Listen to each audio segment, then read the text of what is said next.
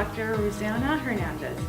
I would use the words go-getter, caring, and an opportunist to describe myself. I'm assistant principal at Fontana Adult School. I was a teacher at Fontana Adult School for about 6 years prior to becoming assistant principal. I've been an assistant principal since about 2 weeks ago, so right at the beginning of the month, November of 2018. What I like best is that the things I do can impact the school as a whole. When I was a teacher, I could only impact students, maybe 30, 40 students that I saw in the classroom.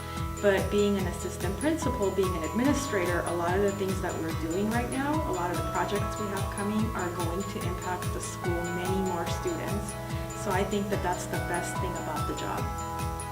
I think my greatest strength is being able to work with people. And that's something that they teach you. They stress a lot when you're going to college. Even like earlier on in life, you're growing up, they say you have to have good people skills. And I think that's extremely important, putting people first. For instance, people come in and out of the office and I have a lot of things to do. And I could say, well, I'm not going to talk to them, I'm just busy, so I'm just going to block them off and do my work. But that's not going to be good because then I don't have relationships with them. And I think the relationships have taken me far. I used to be a clerk in this district when I started 10 years ago.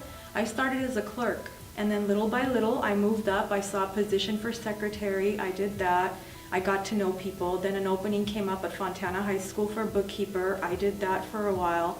And then because of my ability to relate to people, I was told by various people, including the principal, she said, you need to go and look into becoming a teacher. And so I did, and it was great. I got this big, huge award. Like last year, I was Teacher of the Year for the entire district. So, I mean, it's meant a lot to me. So I think that's what it is. It's being able to relate to people and working with them and students and parents.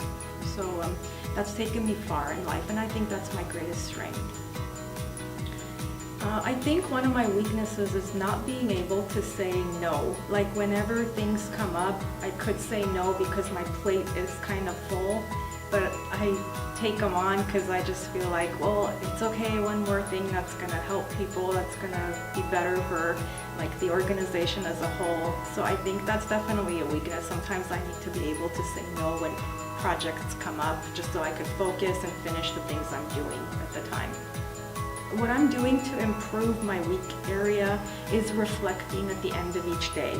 Like, did I take on new projects? When I'm driving home, that's like the best time for me to reflect. I go, okay, what did I do today? Did I take on new things? How am I going to get the things that I had planned to do accomplished?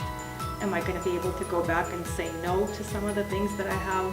Am I going to be able to prioritize? So those are things I think reflecting on my day is really what I'm trying to do to get better. My bachelor's degree I got in mathematics and I got in business and finance specifically. So I was able to use that to get my teaching credentials. So I taught math for about 6 years at Jurupa Hills High School. And then when I got my master's degree in education, then I decided to go and get my doctoral degree. And I did it all through the University of Laverne. I just really liked the campus. I liked the small class sizes. So I did that, got my doctoral degree, but unfortunately in the state of California, that's not enough for you to become an administrator. So I had to go back, get administrative credentials, which was another 2 years, and get a second master's. So basically it's all in education other than the bachelor's degree. But it's led me to where I am today, so all the money and all the sleepless nights, I think it was worth it. I think education is very important because for me personally, it's taken me very far in life.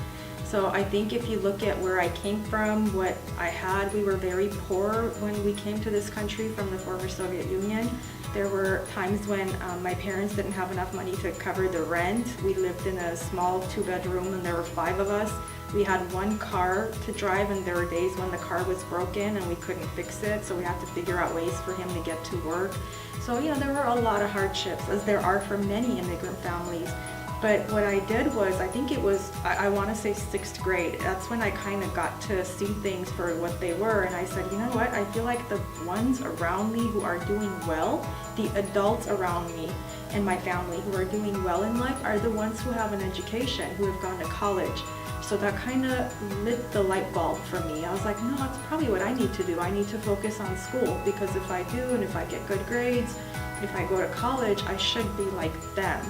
And so I think it's paid off for me tremendously. It's made me a different person.